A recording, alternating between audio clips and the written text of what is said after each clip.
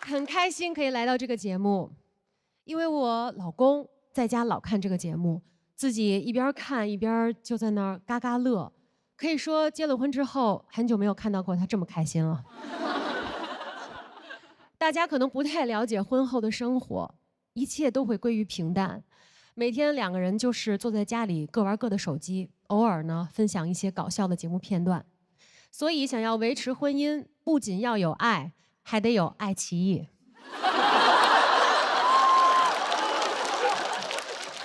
我和郭麒麟合作过一部戏，叫《平凡之路》，我演了他的师傅，不是演于谦啊。我虽然不是女一号，但是我非常喜欢那个角色，那部戏。其实演员能碰到好的角色、好的剧本是很难的。如果剧本够好的话，我演女8号都行。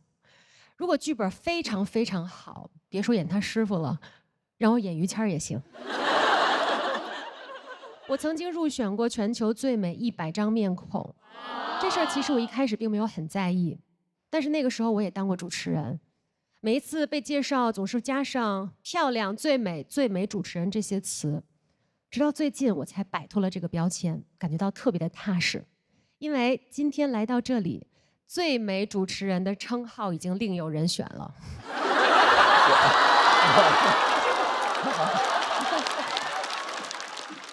前几天我刚刚过完生日，很多人问我，作为一个40+的女演员，会不会有角色受限的困扰？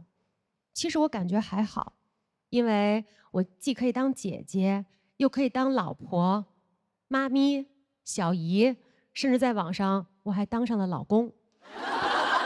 我知道中年女性有无限可能，但是真的没有想到还有当上中年男性的可能。其实遇到中年危机并不可怕，有段时间我也感觉人生好像似乎卡住了。我想到了一个很好的办法，就是去学点东西。所以去年我就去上了学。有一次我的孩子因为开学一直哭，我就劝他，我说上学是多好的一件事儿啊！你看妈妈都40岁了还上学呢，孩子哭得更厉害了。这学要上到40岁啊！我听说杨蒙恩也要去留学了，学的还是导演对吧？节目组说你一开始想考纽约大学，但是后来呢，考了个纽约的大学。你不要灰心啊，我们不会用学校的名气来衡量你的才华。我很期待你学成归来，我们有机会合作。当演员就是这样的，机会再小也要争取。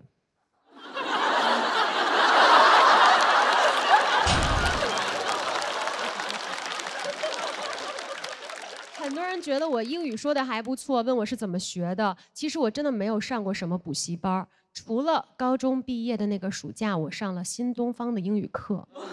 那个时候新东方刚刚火起来，罗老师都还在教课，但是我阴错阳差就是没有上过他的课。不过没关系，他一会儿会给咱们上课的。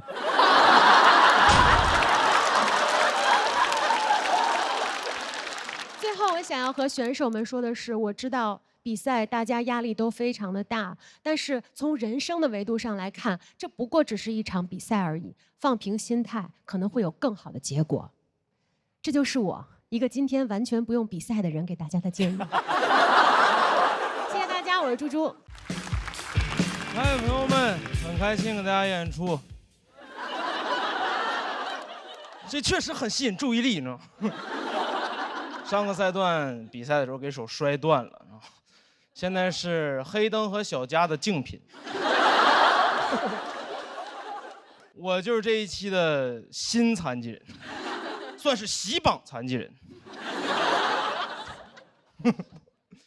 哎呦，说实话，真想讲老弱病残的段子，想讲地狱笑话啊，我有这个资格。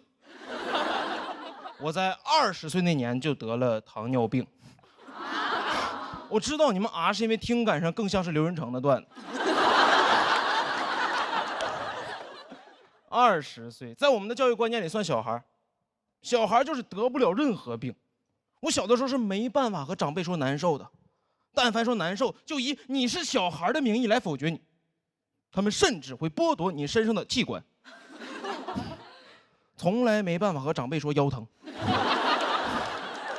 小孩没有腰啊，一出生给你卖到缅北了。我们东北更严重，逞强教育，流感出门没有人戴口罩，脸上挂个小孩出门了，得不了任何病。但是这是肯定是玩笑，身边的朋友开那个玩笑才是真的恶心，把你当绝症，不让你吃糖，不让你吃水果，不让你吃巧克力，非说你是狗。上网搜糖尿病患者能不能用水果手机，家人才是真的关心。我老80了，知道我得糖尿病，心疼坏了，每天以泪洗面。哎呀妈呀，大孙子咋整啊？得糖尿病了，妈老还没得你就得了，咋整啊？哎呀，要不吃点黄桃罐头呢？1型糖尿病发的太严重了，一发病就进 ICU， 特别突然，和这个段子转折一样突然。ICU， 我确实是安全下车，往那一躺，真的身上哪儿都插着管，呼吸都有管帮你。我往那一躺，我都想发现小众宝藏打卡地，还什么家人们谁懂啊？我懂。ICU。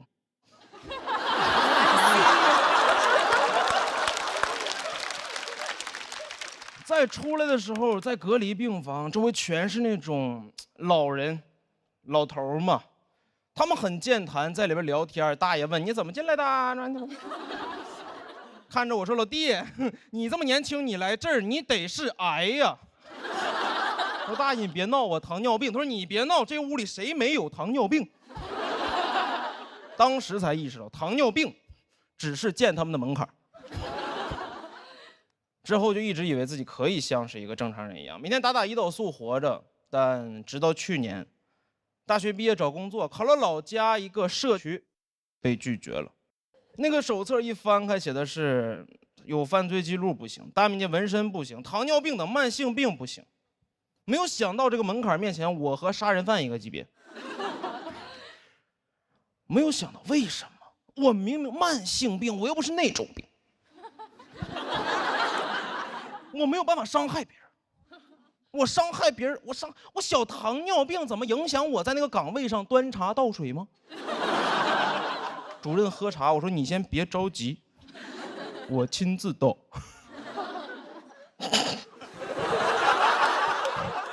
蜂蜜茶，主任，蜂蜜茶，5支蜜糖。这个找工作过程中，连这种岗位都在拒绝我们。中国有1.4亿糖尿病人，我说那他们到底在干什么呀？我们当时的病友群里全是老头老太太，根本不用上班。第一天进群发了4个表情包欢迎我，是4个观音说欢迎群友。那剩下的呢？一查在送外卖送快递，明明体力活最不适合我们，偏偏最接纳我们。不是说我们适合，而是因为这些职业不歧视任何人，哪怕他们就叫歧视。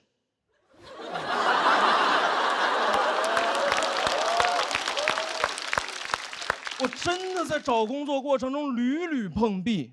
我当年投过一个我最引以为我觉得我轻车熟路、手拿把掐的岗位，一个大厂的运营。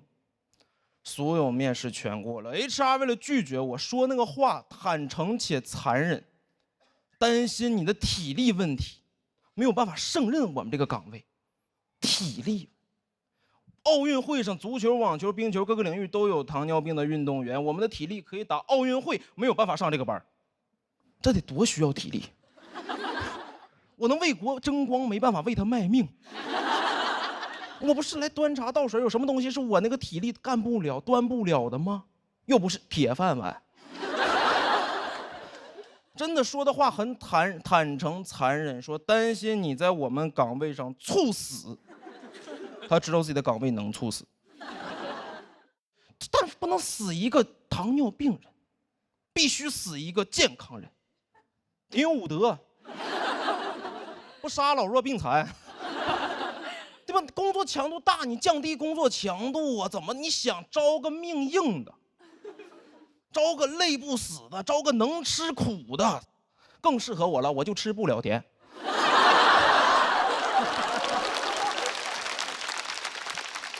运营干不了，我们有什么干不了的？英国2任首相都是糖尿病，不跟你们抢这个冠军了，我要当英国首相，已经疯了。怪不得首相住的街道叫唐宁街，那地方我也能住。英国注定是属于唐人。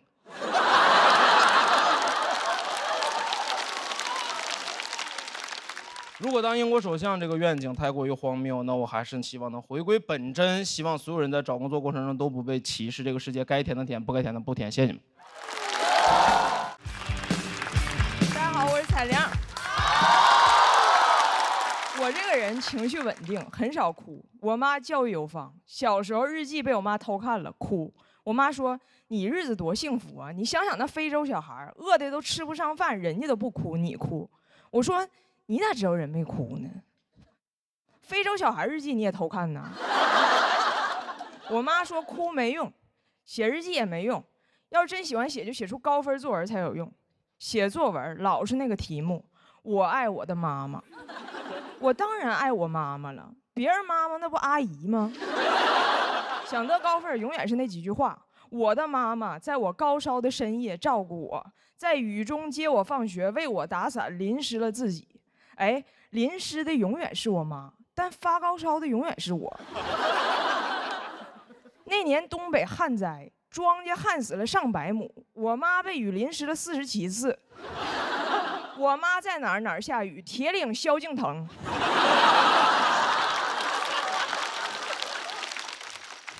全班都写妈妈打伞，妈妈打伞。班主任开班会的时候都疯了，你们不要再打了啦！做啥都得有用，出生开始就得有用。1岁就抓周，一堆亲戚围着我，七嘴八舌，看我将来有什么用。我抓了个听诊器，他们说不错，医生。其实我可能就是想把耳朵堵上。我表弟抓了个铁饭碗，他们说我们家光宗耀祖就靠我表弟了。所以抓周这玩意儿是真准。虽然我没有成为一名医生，但我一直觉得他们有病。抓铁饭碗的表弟更准，他现在在干吃播。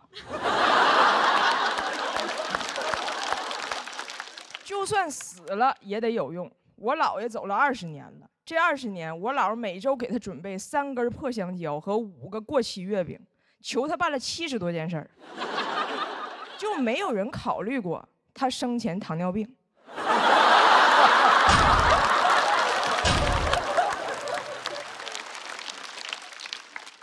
每次给我姥爷烧纸，很少说多怀念他这个人儿，总是让他保佑我们点啥。几年前我要去考试，我姥就跟我姥爷说，保佑孩子考100分。我考的是雅思，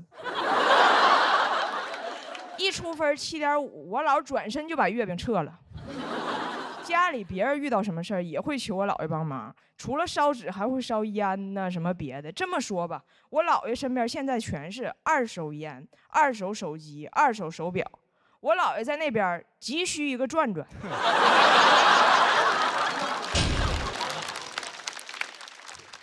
做人做鬼核心都是有用。前几天我姥摔了一跤，没有人告诉我。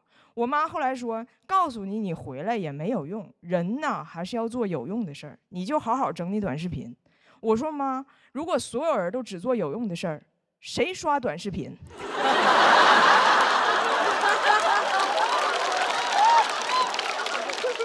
就是做那些没用的事儿的时候，我最快乐。前几天给我家柯基修了个蜜桃臀。别人问我花180给狗屁股修那么好看有什么用？我说没用，但是我开心，因为我没法花180给自己修一个好看的屁股。凭啥非要有用啊？没用的人活得更爽。你看咱们这个节目啊，最有用的是摄影大哥，他不录这节目纯白眼。其次是观众，你们不笑这节目纯尬眼。最没用的就是气氛组嘉宾。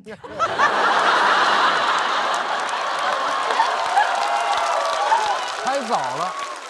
他们们不点评，这节目纯享版。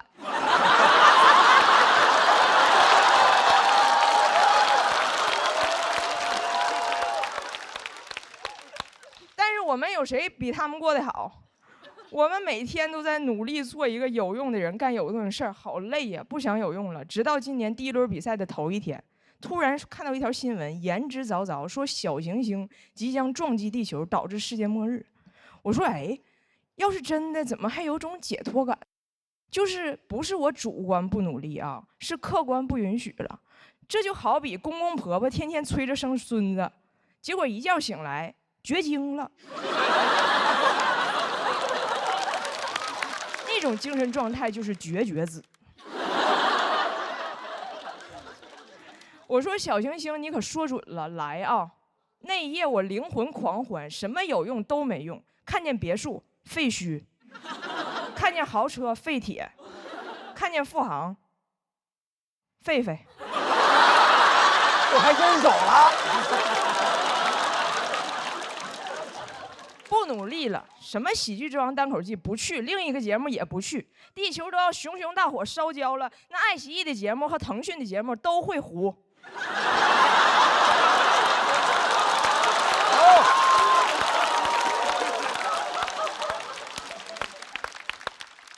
人情世故不再在乎。爱奇艺导演跟我说：“彩玲姐，要不要用你的短视频账号给我们节目打广告？”我说：“不打，号卖了。”我给我女儿看小行星要撞地球视频，我说：“妈妈爱你，来把教科书拿来，给你烧了。以后随便刷短视频。”我女儿一刷，下一条：专家已辟谣。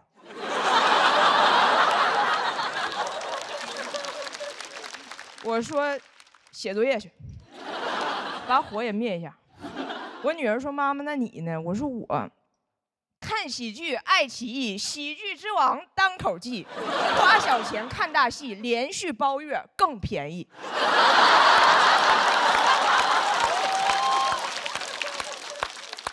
好像只有想到世界末日要来了，我才能心安理得的做个废物。我活到今天一直在做有用的事儿。从小的教育让我一直以为，只要努力，更大的快乐会在后边等着你。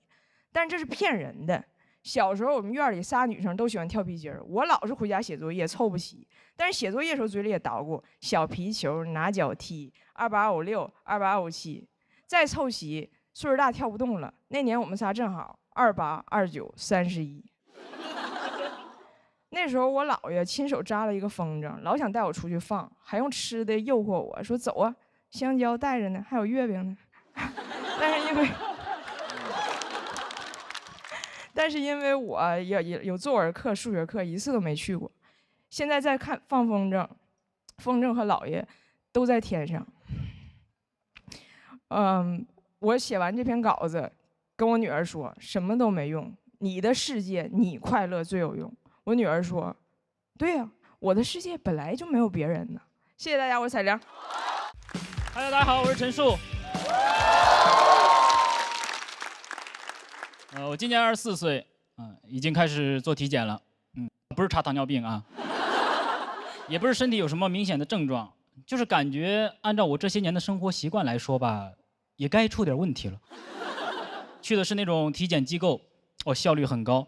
他们一边抽血一边推销，哇，就是一开始抽血就问，心脑血管要不要查一下？要不要查一下？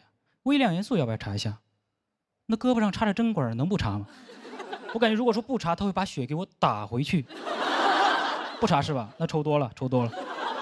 有些医生还会故意的做出一些反应来引起你的焦虑，去查心脏彩超，医生拿个仪器在我身上划来划去，看着影像，突然来了一句，唉。我当时就一个想法，同意捐献。就很奇怪，他也不告诉你什么情况，就在那儿自言自语刺激你就在那儿。唉，现在得癌症的年轻人越来越多喽。我加了27项的检查，我加到最后几项，医生都不忍心了，说啊，这个你也要查？我就跟个闰土一样在那儿查。查出来都是一些很小的问题，但当你花了很多钱只查出来一些小问题的时候，你真的很不甘心呢。一共花了3891块。医生说我只是有点缺钙。我说还有别的问题吗？他说肾里有点结晶，多喝水就好了。多喝水就好。你知道不来体检我能多喝多少水吗？3891瓶。而且24岁缺钙，人的身高一般在20岁就停止发育。我说我现在补钙还能有什么变化吗？医生说如果你补钙补得多的话，肾里的结晶就会变成结石。我说好好好，总算是有个盼头了。总是对身体很焦虑啊，经常看一些健康科普，学知识，但不舍得为知识付费。啊，听说吃鱼油对身体好，然后心里又想，鱼油太贵了吧，能不能吃鱿鱼啊？而且网上的健康科普真的实在太多了，一上网就觉得自己哪儿都不对。什么不要久站会静脉曲张，那我坐一会儿吧；不要久坐会腰肌劳损，那我躺一会儿；不要久卧会肌肉萎缩。我现在问题就是知识太多。想健康怎么办？24小时后空翻。健康达人魂斗罗。我就是很容易相信健康科普，直到视频里开始打广告。我说那你前面讲的到底是不是真的？我觉得教我知识就不能卖我东西，你不能授人以鱼的同时又授人以鱼油。很难分辨，但等你意识到这是广告的时候就已经晚了。有些科普它做的很吸引人啊，你很难不点开。他从标题就开始挑衅你，你还不知道为什么烤肉会变成褐色吗？我说啊，不知道啊，因为没涂防晒。我一点开，因为羟基化合物和氨基化合物在高温作用下发生了美拉德反应。我说哦，我知道了，曼德拉反应。科普就这样，你感觉学到了很多，其实完全没听懂。那知识就像一只蚊子一样，在我耳边嗡嗡嗡转来转去，一拍脑袋，什么也没有。但科普也很贴心，他知道你听不懂，就会赶紧开始举例子。不仅是烤肉，茶叶也能经过烘焙产生美拉德反应，这就是统一春福焙茶。3重焙火工艺释放特色焙香。你看，等你意识到这是个广告的时候，就已经晚了吧？巧妙。平时也做过一些健康生活的努力啊，为了不熬夜，就想着读点书啊，容易困。下载了微信读书，放在手机桌面上最显眼的位置，然后把所有娱乐软件的图标都移除，想找到非常麻烦。就这样坚持了半年，我变成了一个很有耐心的人。我打开那个娱乐软件的步骤越繁琐，我玩的时间就越长。我说这好不容易来一趟，不得多住几天啊？我现在微博都刷不出新鲜事儿来了。微信读书的用户协议与隐私政策，我还没同意呢。我又觉得人只要不付出成本，就很难改变，于是就斥巨资买了个新手机当主机用，然后把所有娱乐软件都从主机上下载到副机里，进行物理隔离。第二天，主机落在了出租车上。成本太高了，后来想锻炼身体，就买了一个哑铃。哇，真的，有些事情你不坚持一下，你都不知道自己只能坚持一下。我当时看着哑铃，我说我应该还可以吧，我这血气方刚，正值少年，大手一挥，你的想象超乎你的能量。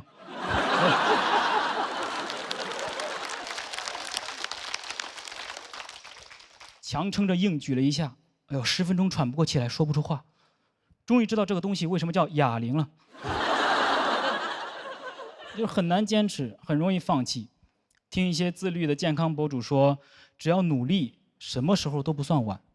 所以我现在做事情之前都会告诉自己，还早，什么时候都不算晚。种下一棵树最好的时间是10年前，其次就是等一会儿。唯一还坚持的健康生活方式就是看科普。我现在熬夜看健康科普。只要你健康科普看得足够多啊，你甚至能看到你的不良习惯是对的。当我有天晚上刷到一条“你还在跟风早起吗？对身体的伤害不亚于熬夜”，我说：“哎呦，对了，终于找到懂我的家人了。”我赶紧点赞，让大数据多来点啊！真理不掌握在多数人手里，也不在少数人手里，真理掌握在我自己的手里。熬到夜里一看表，哎呦3点钟了，但什么时候都不算晚。见雅丽，谢谢大家。嗨，大家好，我开灯。第一期啊，讲了个段子，都看了吧？那出门不太方便嘛，推了个婴儿车探探路啊，演一个丢了孩子的父亲啊，这些都是小问题，因为想到方法可以解决，很多事情解决不掉的感觉。我最近半年啊，发现我这个鼻子变好了，始料未及，真的是啊。代偿听过这个词吗？简单解释一下，就是你五官有一关变差之后，其他4关都会变强，保护这个变差的一关，官官相护就是。鼻子说你闭眼，让老子助你一鼻之力。他变好之后呢，就带来一些问题，出门啊就太敏感了。坐高铁旁边随机出一个大哥，那种抽烟的，一身烟味儿，他不觉得自己臭，我就很折磨啊。所以我觉得高铁、飞机上都应该单独划一片吸烟区出来，啊，肯定不能吸啊！你想得美，吸的人坐一块儿，互相伤害，你别出来害别人，啊，他们可能都不觉得伤害，啊，这个大哥抽红双喜的，旁边坐了个抽华子，他说，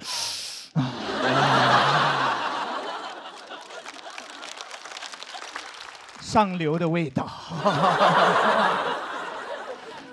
或者插花的坐也可以，吸烟的，狐臭的。啊，6天没洗澡的，中午吃大葱的，你们互相伤害，别出来害别人，是吧？哎，你要觉得你旁边人臭的话，你先别发作，你反思一下，为什么安排你坐在臭的地方？啊，这个事情就，怎么说呢？我不是对狐臭的朋友有意见啊，就他臭不死人，哇，真的是最讨厌是烟味儿，一是臭，二有毒，三它还粘人。你发现没有？粘衣服上咋都去不掉。哎，在外面就找不到没有烟味的男厕所，那个小隔间真的神了。你只要进去再出来，再快都没用，一身烟味。博尔特来了也没用，出来一身烟熏妆他就出来了。这个原理就跟那个阳澄湖洗澡蟹是同一个原理。啊，随便来个螃蟹，啪嗒往阳澄湖里一掉，1秒钟之后你捞出来，它一辈子就是阳澄湖大闸蟹。我过去3年啊，就上厕过1次，对吧？因为大多数时候女厕所还是很好认的，老要排队嘛，根本进不去，是吧？就唯一一次上到过没有味道的，在女厕所。完了，我讲乱了，我把底线讲出来了，假装没有发生过。唯一一次上在女厕所，不是故意进去的，真没认出来。女厕所的标志都太抽象了，你们发现没有？越贵的商场越跟你玩抽象，哇，显得他们花钱了设计了啊。那个这么一比就是个女厕所了。你要这么一比的话，你都多余花这个钱，你找那个德伦草书过来给你画一下也是一样的。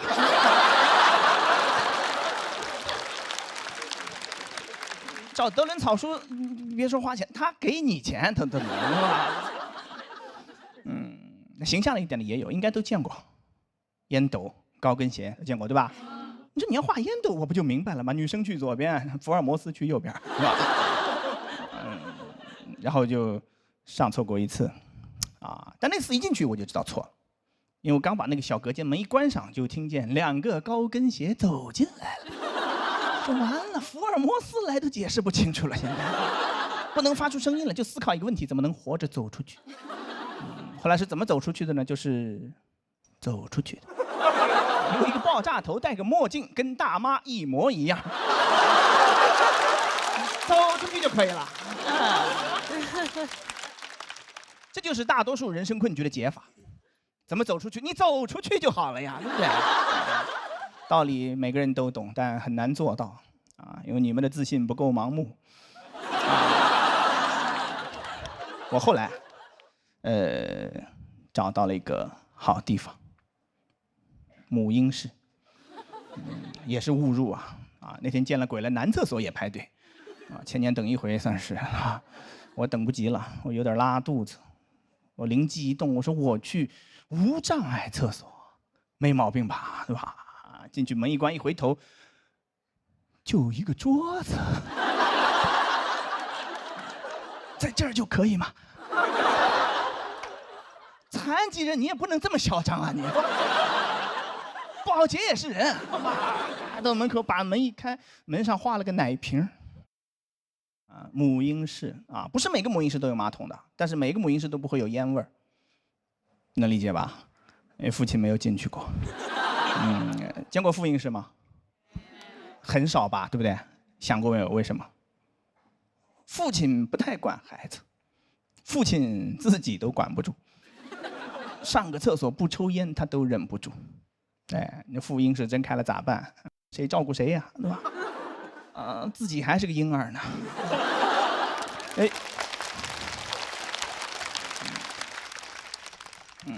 你一鼓掌我就忘词了，你说咋办？节奏挺好的本来。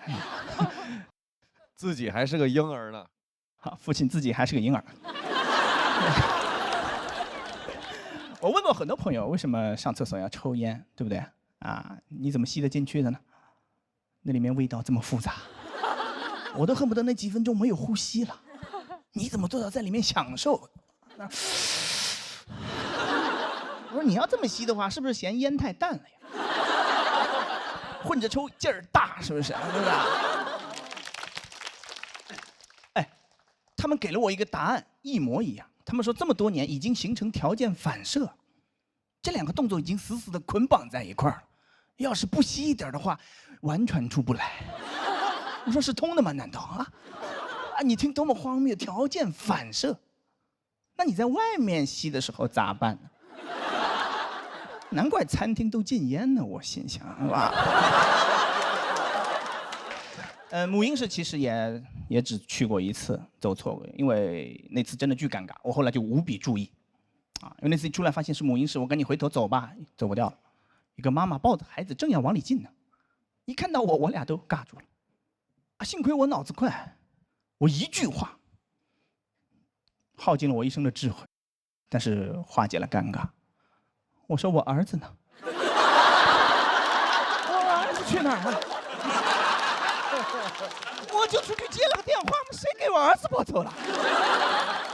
再说你把我儿子抱走了，你婴儿车留给我还有什么用呢？是吧？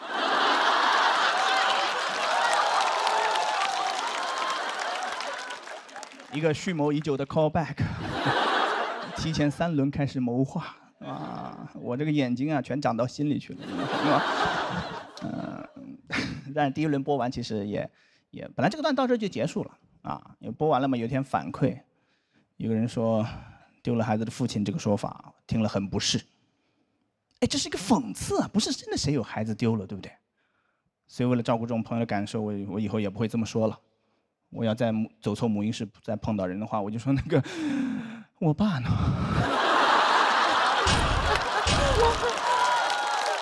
我爸去哪儿了呀？说好了接完电话就回来抱我，一个电话接了18年了，肯定有躲哪儿抽烟去了。现在我婴儿车自己都能推了。谢谢大家，我讲了，谢谢大家。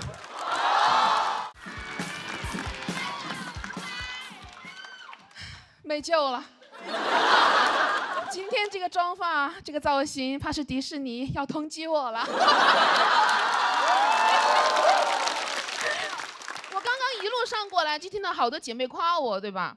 我是非常感谢你们这种直白的夸奖的，因为作为一个胖女生，经常听到的一句夸奖其实是“你要是减肥了，一定是个美女”。我以前觉得用你说，就是我以前也觉得得等我瘦了，我才能当美女。但我后来想，我等不了了，我现在就要当美女。先当美女的人，先当美女。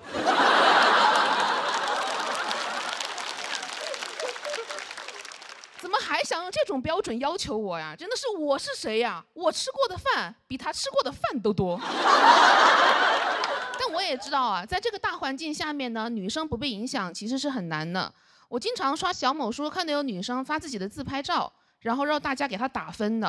我想这都什么年代了？每次看到我都觉得很心疼。有次我说姐妹，你不需要别人的评价，我们可以先欣赏自己。她说你3分。好好好，现在知道什么年代了，东汉末年。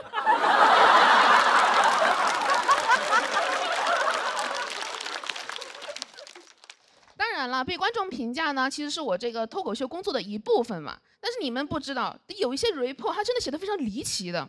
有一条是这么说的：七夕今天没穿裙子，穿的裤子，我不喜欢她穿裤子。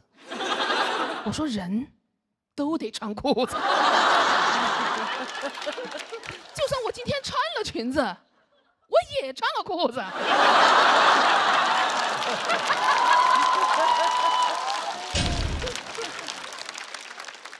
还有说我穿的太成熟了，不少女的。我快30了，我是个妇女。我真的不知道为什么有人一直在期待女人是少女的单纯懵懂的样子。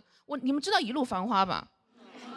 我之前看的时候啊，我看到有个人说好讨厌这几个姐姐啊，心机太重了。我说她们都60、70了，也该懂一点人情世故吧。而且我是那种很喜欢向姐姐请教人生经验的人，我不能接受有一天我去问姐姐，我的人生好痛苦，我找不到出路，应该怎么办？姐姐说啊，不知道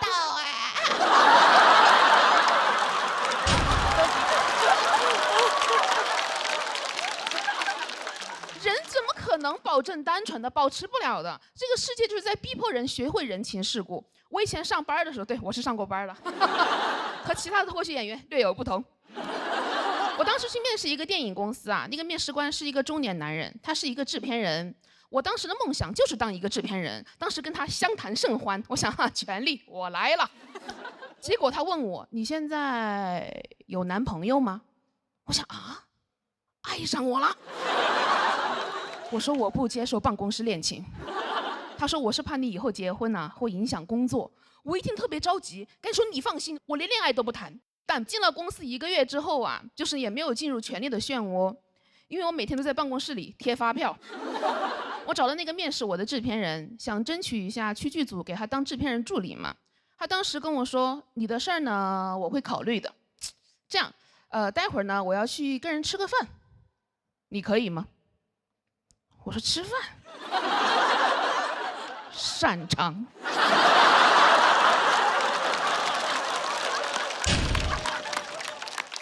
而且为了抓住每一个机会来证明我的能力，我还特地带上了胶棒。待会儿吃完饭，当场贴发票。我一推开那个包间门啊，我就发现不对，全是陌生人。我一坐下，那个制片人就让我喝酒。我当时太年轻了，没有意识到这是一个饭局。我说我不喝酒，我要喝椰汁。制片人当时是有点不高兴的，他说：“你只喝椰汁啊？”我说：“好吧，其实我私底下可乐奶茶都来的。”中途他把那个空酒杯往我面前一推，想让我倒酒。我当时又没读懂，我说：“咋啦？你也要喝椰汁啊？”他就再也没有理我了。第二天呢，他把我叫到办公室说：“你呀，不适合剧组。昨天一点也没给我长脸。”我不想给他长脸，我想给他长嘴。但我当时说的是我可以学。他说：“算了，你这个情商啊，没有阅历啊，练不出来的。”我想什么意思啊？我没阅历，说我情商低，人家姐姐有阅历，你说她心机重，怎么跟密室逃脱一样，找不到出路啊？就好像我当时只给了我2个选择，要么我做一个拥有权利但不受欢迎的坏女人，要么我做一个单纯懵懂但很会贴发票的服务员。然后因为不会服务，被饿死。你们也能看出来，我很容易被饿死。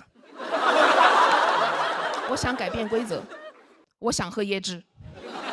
等我有权利的时候，单开一桌，可乐、奶茶都有，每个人想喝哪个喝哪个。我们以后就喝这个了。谢谢大家。Hello， 大家好，我是杨蒙恩啊。那个，我之前是个，我刚刚表演了一个忘词儿，好是吧？没有，因为前面刚连的忘词儿，然后在我后面后台的时候我特别的紧张，然后我说与其传染，我不如先得吧。我说这。其实这样，今天聊一下我之前的一些生活。我之前是跳街舞的，有人看不出来是吗？你这样能看出来了吗？是吧？来一个，这是现在我最高水平了，不好意思。其实这样，我很早，我是08年，我上高中的时候去跳街舞了。08年跳街舞是个非常前卫的事情。08年，王一博甚至都不是练习生呢，王一博就是个小学生。而且那时候全内蒙更没有几个人知道街舞是什么。那时候有几个年轻人在我们那公园那空地里面跳舞、翻跟头，然后各种转，围了一圈大爷大妈在那儿看，根本不知道他们在干什么。后来越传越邪乎，说公园里面耍猴的没带猴，能自己练。我就在那种情况下去跳的街舞，然后我们包头唯一一个街舞团叫精武门，非常的中二。就他虽然已经把那个武术的武改成了舞蹈的舞，但是我还是无法接受精武门里面跳爵士。我啪一走进精武门，所有人就在这儿，然后老师一边跳一边教，说想象你们再开一台车。我说你开什么车让你这么开？你坐方向盘上了吧？你说我本来不想学，后来呢，讲完课之后，老师给我看了一个世界街舞大赛的视频，放完之后，他语重心长地跟我说，这是世界最牛的街舞比赛。那这里面有日本人，有韩国人，有美国人，就是没有我们中国人。你们知道为什么吗？因为我们中国人接触街舞实在太晚了，老师们再怎么练也比不过他们了。但你真的赶上好时候了，老师相信你从现在开始练，有朝一日一定能代表我们打败日本人，打败美国人，打败韩国人。我当时16岁的我听得热血沸腾，脑子里面已经出画面了。在一群外国高手的围攻之下，我一个托马斯全旋720转体完美落地，全场起立沸腾。主持人都激动地问我：“你叫什么名字？”我说：“我叫中国人。”这个时候，老师问说：“现在你知道你为什么要跳街舞了吗？”我说：“为国争光。”他说：“没错，这边交钱。”我发现我们真的很爱打外国人，真的。如果一个综艺干不下去的话，我们就找几个外国明星过来唱歌比赛。然后赢他们，是吧？我跟你说，我当时学街舞那个心情，就是那英那年那个表情包，就是我要洋人死。结果过2天，舞团请来了一个外国的麦克老师，给我们上大师班，我又交了3000。我最后临走之前，我终于鼓起勇气，我跟他说了一句英文，我说 I will defeat you in your country。麦克老师也回了我一句中文，他说，其实我是中国人。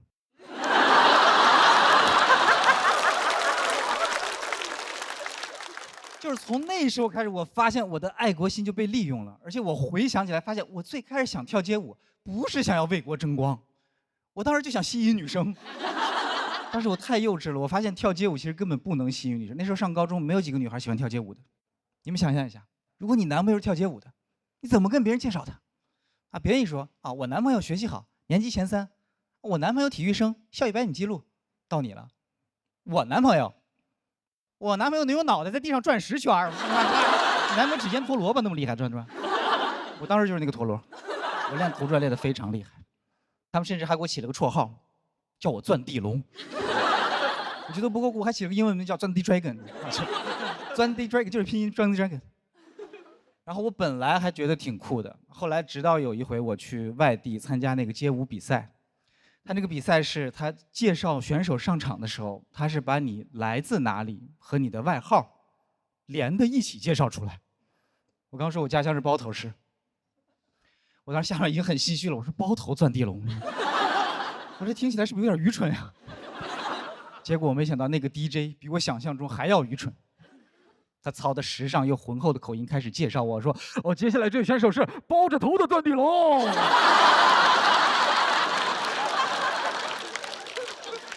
后来我们学校也不让我跳街舞了，不是因为我捣乱或者不学习，是因为当时我们学校突然下发了一个文件，叫《校园安全月全区杀马特整顿大行动》，规定每个学校必须抓几个杀马特。但我们学校没有杀马特，教导主任就说：“把那个钻地龙给我找过来，把钻地龙过来。”他揪着我说：“你是杀马特。”我说：“我不是杀马特。”他说：“你就是杀马特。”我说：“你凭什么说我是杀马特？”他说你把你的左眼露出来再跟我说话。后来教导主任就跟我说，我现在不管你到底是不是杀马特，我们只按照上面的要求办事儿。这个学校从此以后就不能有街舞。我的天，太严格了！小年纪我就感受到什么叫教务处通知一下来，我们社团就没了。然后那个时候我也高3了，然后我就去舞团，我说我就不跳街舞了，我要去考大学了。然后我离开街舞团那天，当时跟我一起跳街舞那些孩子们都非常的难过，然后他们含着泪问我说：“杨蒙恩，你真的不跳街舞了吗？你不跳街舞了，那中国街舞怎么办？”我说这么重要吗？我说我对中国街舞这么重要吗？中国街舞不能等我2年吗？还是怎么着？中国街舞也不招本科啊？就算以后街舞跳再厉害，满天飞各种转，一不小心啪，学位证掉地上了，中国街舞界一片唏嘘。哎呀，这个大学生呀，这是。中国街舞到现在都不知道他失去了我这个本科生。但中国街舞现在有很多世界冠军，所以我想说，爱国不是你一定要赢谁，就是我们只要做自己真正热爱的事儿，就可以为国争光。谢谢大家，我是杨蒙恩。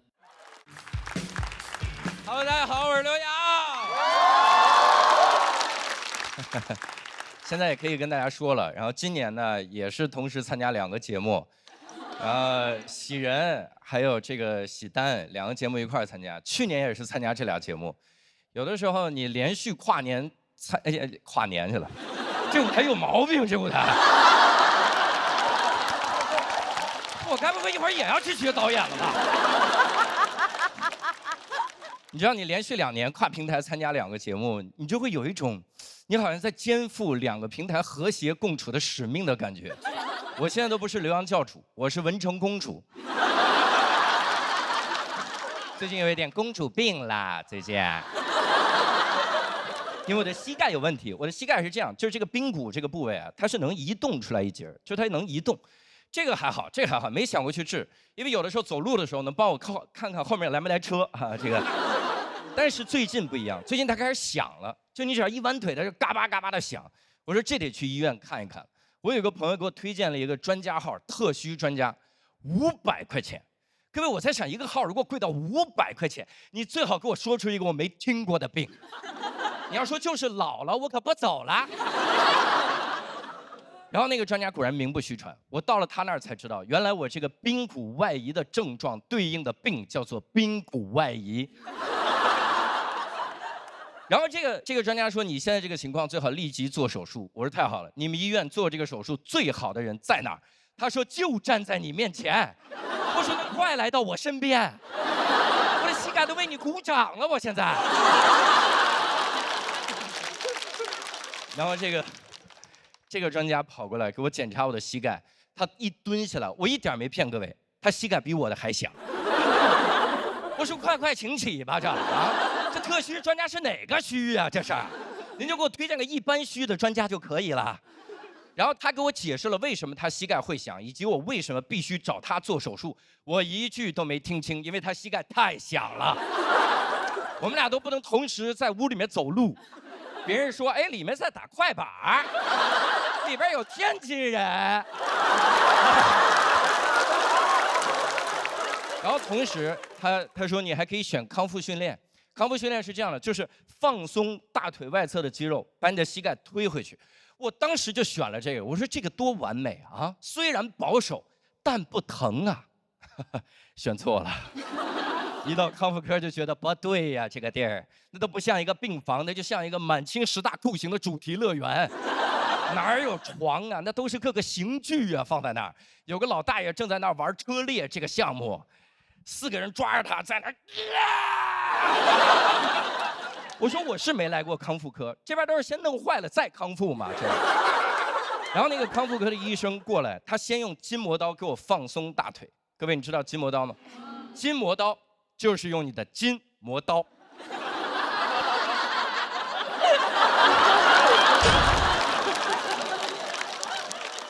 筋膜刀一刮，我都对自己有了新的了解，我才发现原来我的泪腺长在大腿上。我天，那刮的我都快崩溃了。他刮的就一个小圆铁罐，这么一刮，我说我去，你刀开这儿了是吗？他说腿还疼吗？我说腿还在吗？他说当然在了，这不给您装包里了吗？走的时候，千万别忘。然后那个东西给我刮了几下之后，真的很有效果，没有那么疼了。他说不疼了吧？我说太好了，您果然厉害，一点也不疼了。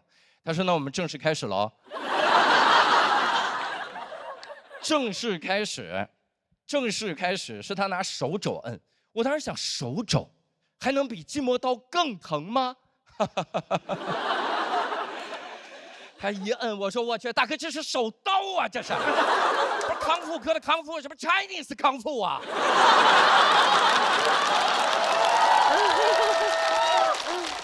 我说不行，咱就用真刀得了，你给我截肢了，我还多俩新段子。残疾人脱口秀该洗牌了。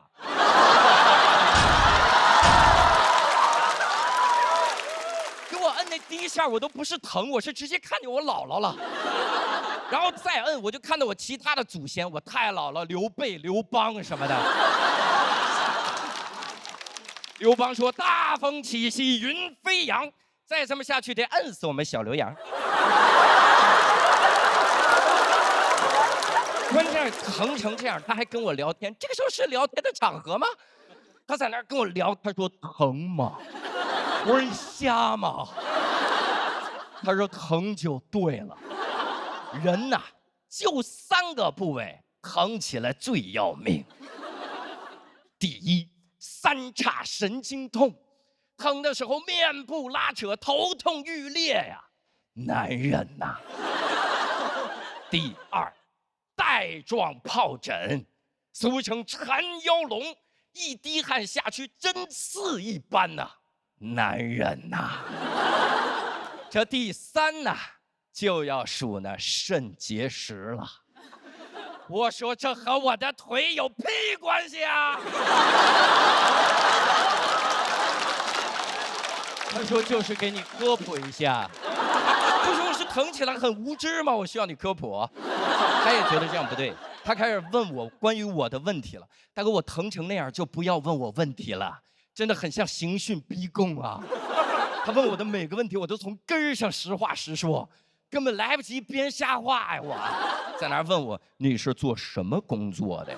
我说喜剧演员，参加了一些综艺，留下了很多精彩的作品。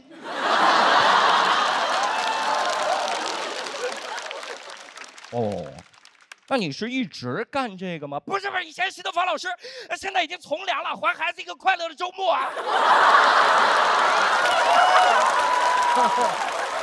那你们平时是不是都挺幽默的呀？我说很幽默，经常一句话就把别人逗笑了。真的，吹牛了。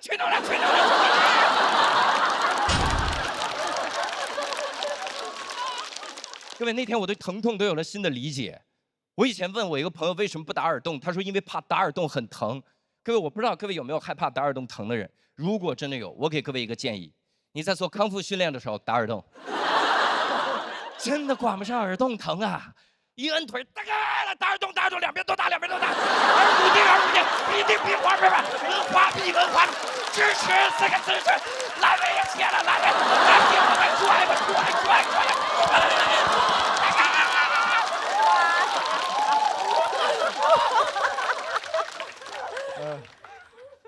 关键是康复训练都疼成这样了，能想象我平时膝盖有多疼吗？一点儿也不疼。一点儿也不疼，它只是响而已，它只是一个很吵的膝盖，再吵能有我段子吵吗？那天我整个人生都开悟了，各位，我突然想明白一个事儿：如果你的人生中有一些小问题一直没解决，你就不要去解决，你就把它放那儿吧，因为有的时候解决它付出的代价更大。就像我现在，我每周花1天时间做康复训练。剩下6天从康复训练中康复。谢谢大家，我是梁教授，谢谢大家。